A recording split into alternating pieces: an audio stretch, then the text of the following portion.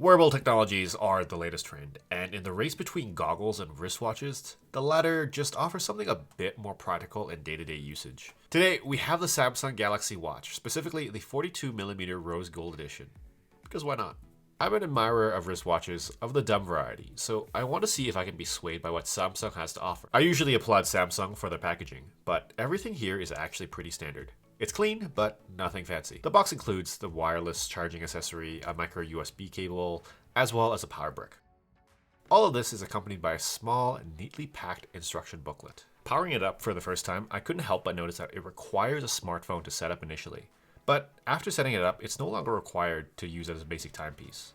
You just won't get the notifications if you leave your phone at home. There is an LTE version that you can buy, so you don't actually have to carry your phone with you all the time. Now, connecting it to my phone via Bluetooth was quick and easy, but it did require me to download a few of Samsung's apps to get started. By default, you will be presented with a watch face right after you connect. And like most touch-powered devices, the Galaxy Watch responds to swipe gestures. Swiping down from the top of the screen brings up the quick settings menu.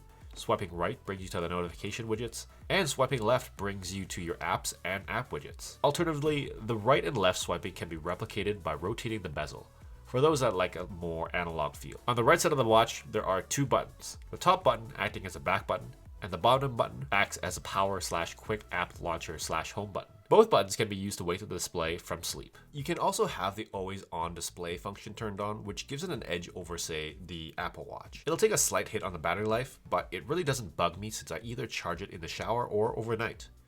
That is, if I'm not tracking my sleep. All of this is combined with a 270 mAh battery, which in our test gave it about 2 to 3 days of usage, which isn't bad, but it's not that great either. The fact that it uses a proprietary docking solution also means that I'll be packing just a bit more for my trips that last longer than 2 days. While charging the battery is pretty fast, I usually pop it in the charger in the morning before taking a shower, and by the time I'm ready to go to work, it's pretty much fully charged.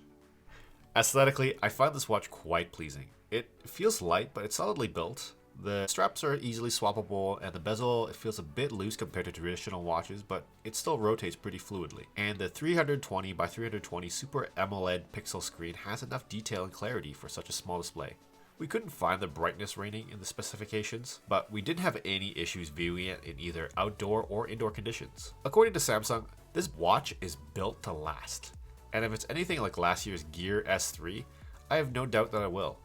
Jer actually uses the Gear S3 on a daily basis, and his watch is pretty much in pristine condition. Samsung touts this watch has military-grade durability, water resistance up to 50 meters, as well as Corning Gorilla Glass DX Plus to protect the screen. All in all, from a hardware standpoint, Samsung did a really good job with this. But ultimately, every smart device will be judged by its software. And in that regard, Samsung rises to the occasion again with its Tizen operating system. The Galaxy Watch is actually very easy to navigate once you get the hang of it. And though I did run into some instances where my touches weren't immediately recognized, overall, it ran really smooth. There's quite a lot that can be configured on just the watch itself, and that is mainly done in the settings page, which can be accessed through the quick settings menu by swiping down from the top of the screen. The settings page is quite filled, and this is where you would usually go if you need to change things like setting up a new watch face, setting up Samsung Pay, or even just configuring your virtual keyboard, just to name a few things. You can also change your watch face by holding down on the watch face itself and just waiting a couple seconds. Adding widgets is also super simple, and to get started, you just need to swipe left from the home screen all the way to the end. Okay, so pretty impressive tech so far, but the real reason you would want one is because of Samsung's focus on health and wellness. In total, there are 21 indoor exercises out of 39 tracked workouts. For the full list, see the description below. But switching between these tracking modes can be easily done using your watch bezel. Aside from tracking your workouts, the Galaxy Watch also includes apps that allow you to keep track of your calorie intake, your cardiovascular activities, sleep cycles, your heart rate, as well as your caffeine intake and time that you spend with your friends. But they need to have a Samsung smartwatch for that to work.